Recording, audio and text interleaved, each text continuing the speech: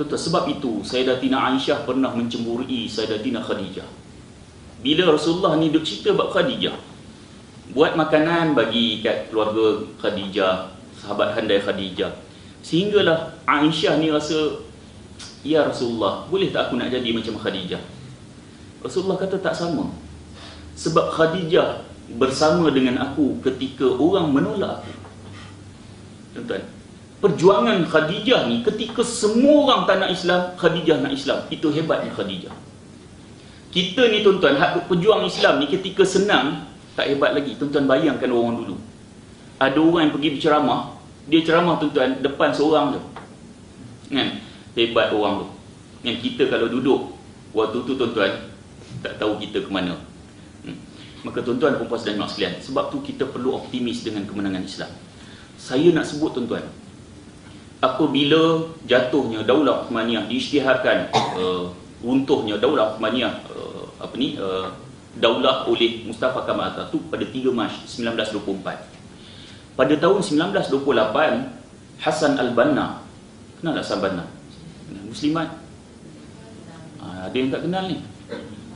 Jennifer Lopez kenal pula, padahal bukan kakak ipar pun. Hassan al-Banna tak kenal. Guanya. Baik tuan-tuan, puan-puan dan mak sekalian, Hassan al-Banna telah menubuhkan Ikhwan Muslimin pada 1928. Semenjak daripada itu tuan-tuan, sehinggalah era pemerintahan Hosni Mubarak, puluhan ribu ahli gerakan Ikhwan Muslimin ditangkap, dipenjarakan, diseksa, bahkan dibunuh. Tuan-tuan, sehingga kan kalau kubur makam Hassan al-Banna di Mesir ni, siapa hak pergi ziarah tuan-tuan, dia tangkap, dia cop Ikhwan Muslimin, penjara. Ziarah makam je. Punya dahsyat. Tidak ada orang yang boleh anggap bahawa Ikhwan Muslimin akan menang di Mesir. Sebab tu kajian NIC, National Intelligence Council ni tuan-tuan, dia buat kajian tak mungkin bawah 2020. Tetapi apabila berlaku Arab Spring, mereka terpaksa review kembali. Tuan-tuan, mustahil, logik akal mustahil Ikhwan Muslimin boleh menang dengan halangan-halangan yang sangat dahsyat dilakukan oleh pemerintah Mesir. Namun percayalah, apabila Allah menyatakan wa makaru wa makarallah wallahu khairul makirin, mereka merancang tipu daya, Allah juga membuat perancangan. Perancangan Allah lah yang terbaik. Tuan-tuan, Ikhwan Muslimin boleh menang di Mesir. Tidak ada orang pernah menjangkakan boleh menang, tuan-tuan. Kita optimis. InsyaAllah kemenangan Islam, zaman kemenangan Islam sudah hampir, tuan-tuan. Syekh Ahmad Yasin, syahid tuan-tuan, yang pemimpin Hamas satu ketika dulu, beliau telah menyatakan Masjidil Aqsa akan dapat ditawan sebelum 2025. Kalau tuan-tuan pergi ke ramai yang Aqsa Sharif, yang NGO pergi Palestin, Ismail Haniyeh, Perdana Menteri Palestin tuan-tuan, mereka kata berikan kami 10 tahun je lagi untuk kami ambil Masjidil Aqsa. Tuan-tuan, mereka optimis dengan kemenangan Islam. Maka malang kita menjadi manusia yang tidak optimis dengan kemenangan Islam. Mereka optimis di sana, kita optimis di sini. Kita dah sebut dah awal-awal tadi, fahaman-fahaman ideologi yang perlu ditolak, terima Islam dalam seluruh panduan kehidupan. Maka tuan-tuan, puan-puan dan mak sekalian, saya menyebut kita kadang-kadang kita tertipu dengan media. Tuan-tuan boleh baca tentang isu-isu Freemason, Illuminati, Zionis. Tuan-tuan, Freemason telah menjajah pemikiran kita. Sebut saja apa bentuk media, khususnya media antarabangsa, tuan-tuan sebutlah CNN, CNBC, BBC, hampir keseluruhannya telah didominasi oleh puak-puak Freemason. Tuan tengok Olimpik 2012, tengok stadium dia, tengok lambang dia Zion, tengok lampu dia, tu semua Freemason punya lambang. Tengok patung-patung yang hari pembukaan, tengok juga pokok rapat menjadi tema kepada sukan Olimpik ni. Tuan-tuan, mereka sebenarnya, saya sebut tuan-tuan, orang Yahudi ni mereka mengkaji Al-Quran dan begitu juga mengkaji hadis. Saya bagi satu contoh. Kata Nabi, la taqumus sa'ah hatta yuqatilul muslimuna al-yahud fayakhtabi'u al-yahud min wara'il hajari wasyajar fayaqulu al-hajari wasyajar ya Abdullah ya muslim min wara'i yahudiyyun faqtuluh illa al-gharqat atau kama qala an-nabi sallallahu alaihi wasallam. Kata Nabi, tidak akan berlaku kiamat sehinggalah orang Islam akan bunuh orang Yahudi, dan ketika itu orang Yahudi akan berlindung di sebalik pokok dan batu. Dan Allah mentakdirkan pokok dan batu boleh berkata-kata dalam bentuk yang macam mana, wallahu a'lam. Tuan-tuan, melainkan satu pokok yang namanya gharqad. Pokok ini takkan bagi tahu, sebab pokok lain kata, ya Abdullah, wahai hamba Allah, ya Muslim, wahai orang Islam, min warai yahudiyun faqtuluh, ni belakang aku ada Yahudi, bunuh dia. Pokok dan batu berbicara. Melainkan pokok gharqad. Pokok gharqad takkan bagi tahu pada orang Islam. Tuan-tuan, di Israel pokok gharqad ditanam secara berleluasa kerana mereka percaya dengan hadis ini. Sehinggakan pokok tema pada Olimpik pun pokok Muslim. Mereka menguasai media. Mereka mendoktrin pemikiran kita, menjajah pemikiran kita. Pegang mic, patut kena ada stand. Tuan-tuan dan Muslim, mereka mendoktrin pemikiran kita. Kita ni dah ditipu sekian lama. Bukan tipah je tertipu, kita lebih kena tipu, tuan-tuan. Sebab itu, kalau kita tanya kepada umat Islam, siapa wira kamu dalam negara umat Islam? Ramai akan menjawab, Ahmadinejad. Kalau ditanya negara mana yang kamu kagum, kan? Ramai orang akan jawab, walaupun Syiah tak apalah, Iran. Iran berani lawan Amerika, kan? Iran lantang. Tuan-tuan, berapa peluru Iran dah hantar ke Israel? 30 tahun Syria, tuan-tuan, Bukit Golan Israel ambil. Berapa peluru Syria hantar ke Israel nak tawan Bukit Golan? Tapi peluru-peluru ini telah dihantar kepada Ahli Sunnah wal Jamaah. Tuan-tuan, di Iran, Ahli Sunnah wal Jamaah dilayan seperti binatang. Yahudi yang ada di Iran, tuan-tuan, first class dilayan. Tuan-tuan perlu faham, media dia cuba doktrin dan jajah pemikiran kita. Tuan-tuan percayalah, Ahmadinejad ni pembohong, penipu, semua ada rangkaian mereka dengan Yahudi, dan begitu juga Amerika. Saya bagi bukti. Siapakah wira kepada umat Islam satu ketika dulu? Kita akan menjawab Muammar Gaddafi. Betul? Sebab tu, tuan-tuan, satu ketika dulu, berapa ramai ayah memberikan anak dengan nama Muammar Gaddafi. Ada ke sini? Betul, tuan-tuan? Sebab kagum, kan? Sebab kagum dengan Muammar Gaddafi. Tuan-tuan, selepas kejatuhan Muammar Gaddafi, rakyat masuk ke dalam pusat pentadbiran Muammar Gaddafi. Mereka jumpa dokumen sulit perjanjian antara Muammar Gaddafi dengan M15, ejen perisikan British, CIA, ejen perisikan Amerika, dan Mossad, ejen perisikan Israel. Sama juga apabila mereka telah menjatuhkan Hosni Mubarak, dokumen-dokumen sulit perjanjian yang lebih kurang sama apa yang mereka jumpa di Libya, begitu juga mereka jumpa di Mesir.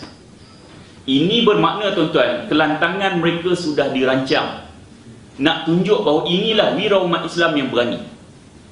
Tuan-tuan, kalau Amerika nak bunuh, lama dah boleh bunuh Muammar Gaddafi tu. Lama dah boleh bunuh. Iraq yang mempunyai ketenteraan yang kuat, tuan-tuan, boleh dia hancurkan. Boleh dia hancurkan. Iran dan Iraq ni, tuan-tuan, dia lebih kurang sama je kekuatan, sebab pernah berlaku peperangan antara Iran dan Iraq. Lebih kurang sama je. Kalau mereka mampu untuk menghancurkan Iraq, mereka juga mampu menghancurkan Iran. Kenapa tak sama Iran? Ya. Kenyataan dah keluar lama dah. Inilah pembohongan. Sebab tu, tuan-tuan, tuan-tuan perlu tengok trend. Sebab tu saya kata belajar daripada trend. Tuan-tuan tengok trend media. Setiap kali berita ada Ahmadinejad, Ahmadinejad lantang, Ahmadinejad sound Amerika, kan? Amerika tak kena, PBB tak kena. Tuan-tuan perasan tak, semenjak kemenangan Abdullah Gül dan itu juga Erdogan Turki, mereka seolah-olah tak keluar dalam media antarabangsa. Tuan-tuan perasan tak? Tak perasan? Tak keluar dalam media antarabangsa. Kalau nak kata wira, Erdogan jauh lebih wira daripada, kan, pemimpin-pemimpin umat Islam yang lain. Tetapi seolah-olah mereka tidak di-highlightkan, dipadamkan, supaya kita tidak memikirkan bahawa inilah wira. Kita fikir Iran, Ahmadinejad. Tuan-tuan, bagaimana mereka mendominasi pemikiran kita. Maka tuan-tuan boleh baca buku John D. Gray, The Art of Deception, kan, yang dah diterjemahkan ke bahasa Melayu kan. Saya pun kalau bahasa Inggeris tak faham kan. Yes, no, thank you boleh lah. Bila dah terjemah, kita baca bagaimana mereka menguasai media, puak-puak Freemason ni. Maka tuan-tuan, puan-puan dan mak sekalian, apa yang berlaku kan di Syria dan begitu juga di negara Arab kan, insya-Allah menunjukkan kebangkitan Islam tidak lama lagi. Walaupun setiap hari umat Islam dibunuh, percayalah kan, inilah detik dan saat kebangkitan. Tuan-tuan, mereka boleh bunuh berapa ramai, dan kebangkitan ini tetap akan berlaku. Maka biarlah kita bersama mereka. Tuan-tuan, umat Islam di Syria memerlukan bantuan kita. Di samping kita mesti doa di setiap salat kita, tuan-tuan, terutama salat fardu, doalah kepada mereka, ataupun salat-salat sunat, tuan-tuan, doa pada umat Islam di Syria, Rohingya, Myanmar dan mana dunia, tuan-tuan. Dan yang keduanya, berikan dana kepada mereka. Saya juga mengumpul dana untuk umat Islam di Syria, tuan-tuan, sebab saya ambil akaun Muslim Care, akaun Aqsa Sharif, dan begitu juga MAPIM untuk isu Rohingya. Tuan-tuan boleh bagi pada saya untuk saya masukkan, salurkan pada dana tersebut, ataupun tuan-tuan boleh masukkan sendiri dengan saya tinggalkan nanti pada tuan-tuan akaun tersebut. Kadang kita malas nak pergi, tak apa, saya ada dekat lebih kurang 1000 lagi yang saya masih tak masuk lagi. Saya nak kumpul-kumpul, saya nak masukkan. Dan sebelum ni saya dah masukkan 3000 lebih dan berapa jumlah lagi, tuan-tuan. Mereka sangat memerlukan dana. Umat Islam di sana bukan sekadar tercedera biasa, bahkan anak mereka diseksa sedahsyat-dahsyatnya sehinggalah mereka syahid fisabilillah. Anak kita, tuan-tuan, jatuh basikal, luka di lutut berdarah. Kita bawa ke klinik, kemudian doktor cuci luka, bawa ke farmasi, ambil ubat, kena bayar RM100. Pernah tak kita kecewa, rasa menyesal keluar RM100? Tak, tuan-tuan, sebab kita sayang pada anak kita. Tuan-tuan, anak umat Islam khususnya di Syria, mereka bukan anak mereka cedera di lutut sebagaimana anak kita. Anak mereka diseksa, ditebuk perut, dikeluarkan usus, dibelah kepala, dikeluarkan otak, dan sangat dahsyat penderitaan mereka. Malanglah kalau kita tidak membantu mereka, tuan-tuan. Sebab tu Nabi kata, wa man lam yahtam bi amril muslimin falaisa minhum. Siapa yang tak ambil peduli tentang urusan umat Islam, maka dia bukan daripada kalangan umat Islam. Maka tuan-tuan, puan-puan dan mak sekalian, saya kira setakat itu saja. Setakat itu saja. Saya kira apa yang saya bagi tahu ataupun sampaikan pada tuan-tuan, tuan-tuan boleh dapat manfaat, mendapat gambaran, kalau tak secara keseluruhan pun secara umum, dan apa-apa isu berlaku selepas ini saya telah letak asasnya. Itu yang paling penting kan, memahami PBB dan sebagainya, saya telah letak asaskan. Mudah-mudahan kita ada manfaat dalam ceramah yang tak seberapa ni. Dan saya juga mohon maaf, saya selalu sebut, tuan-tuan, tempat pertama yang saya sampai saya akan sebut benda ni. Sebab tu dalam biodata yang saya cerita tadi, saya kata saya ni orang utara kan. So orang utara ni dia bahasa dia kasar. Saya khawatir ada orang yang tak biasa dengan orang utara ni, dia akan kata apalah ustaz ni. Tuan-tuan, gini daripada saya faham tuan-tuan perempuan yang ramai ni, baik tuan-tuan faham penceramah seorang kan, lebih mudah kan. Sebab Ustaz Azhar contoh kan, kejap-kejap bodoh kan. Dia orang dah memang daripada situ. Dia bodoh tu sopan santun tu. Di tempat dia tu sopan santun, tuan-tuan. Betul, ada orang yang dia tak boleh terima. Jadi sebab tu saya perlu nyatakan benda ni. Sebab bahasa kita tak sama. Saya dulu masa kat Jordan, tuan-tuan, naik coaster sebab pergi ke jamiah ataupun universiti. Kita orang Melayu, orang Arab, lelaki, perempuan naik coaster yang sama. Coaster ni besar sikit pada van, kecil sikit pada bas mini. So dia berbayar. Hari tu saya tak bawa dompet duit. Saya pun bising lah, orang utara jenis bising. Weh, aku tak ada kopek lah. Jadi hak geng-geng Pantai Timur, weh, malu lah muslimat ni. Malu apa tak ada kopek?